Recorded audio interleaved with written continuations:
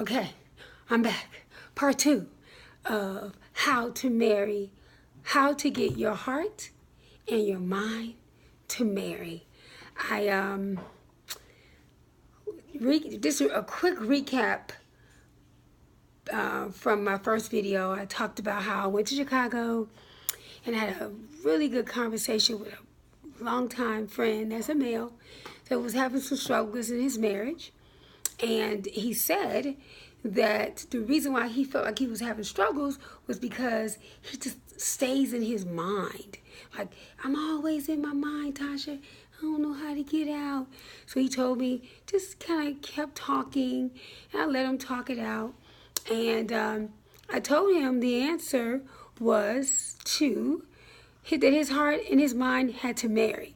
So watch my first video to kind of find out some of the things that I shared. But I want to jump right into this heart thing and how in our society we are encouraged to not pay attention to our heart, but to focus a lot more energy on our mind, on our brain, on our ability to be intelligent. And I can't wait till I do the video about what is your emotional IQ. Because some people may have an IQ of 125, so they walking around here thinking they geniuses, but you can't get along with nobody. If there's nobody like you, and you don't even know the social cues. So you may be smart, and everybody just doted on you because you were so smart, but you can't find your way outside of a paper bag. You have no mother wit. And actually, I have a lot of mother wit. The universe has a way of balancing things. Those individuals that might not have gotten a lot of the education, as we may, intellectual, have absolutely no street sense. You are just in trouble if you find yourself on the south side of Chicago trying to get home on the bus. Tanya Howard, we had to tell you how we used to get home. That's a whole nother fun story. My best friend Tanya, shout out to my people in Chicago. Love y'all. So,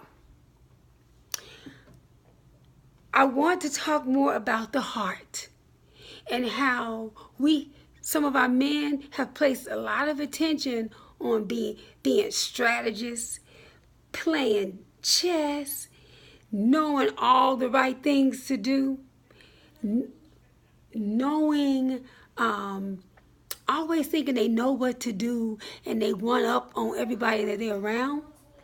But I'm telling you right now, if your heart is not connected to that process, you're going to lose. You're going to lose.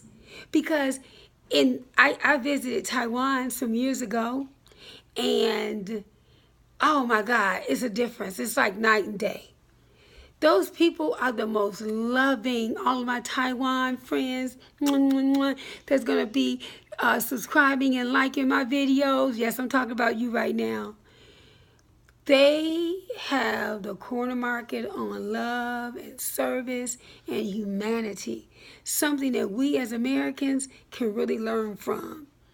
Not only do they push, what I saw was that they do push education. They do. It's big. It's big in their country. That's why I went.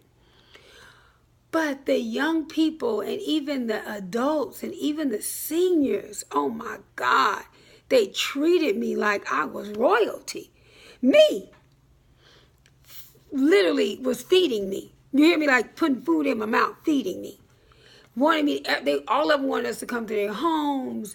They wanted to show us the very best time that we can have. That comes from your heart. That doesn't come from your head. So we want young men or people out there that's having trouble in your marriage, having trouble with relationships, having trouble with connecting with people. You feel like things are out of balance and you need to connect. And when I said that your heart and your mind need to marry, something in you resonated, you need to listen to what I'm about to say. First of all, you have been desensitized to your emotions and to your feelings. I'm an Aquarius. I am very emotional. I have lost a lot of friends because of my emotions. And my sensitivity, I'm so sensitive. Now, I may have a mouth and I may talk stuff, But if you hurt my feelings, I'm going to let you know I'm hurt. Whether it's going to be on the outside or I'm going to open up my mouth and let you know you were wrong about that.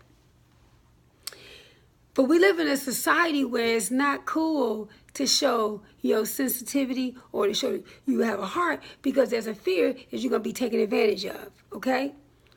We got to let that go. We got to separate ourselves from that, because you built your mind up, but the balance of it is that your heart is not where your mind is. Now, scientific research. You have 40,000, you make sure I say this word right, neurons in your heart that's sending messages to your brain. 40,000. And it's about 100,000 in all that's in your brain. So these messages are coming from your heart to your brain, but your brain is like, man, be quiet, I ain't listening to you. That's making me soft. I can't do that. Because if I listen to that message from my heart talking to my brain, that's going to make people think that I'm weak. You got to let that go. It's time now that this little heart of yours is failing you. You need to start exercising the muscles in your heart. And you know how you do that? Love. You know how you do that? Accepting people for who they are.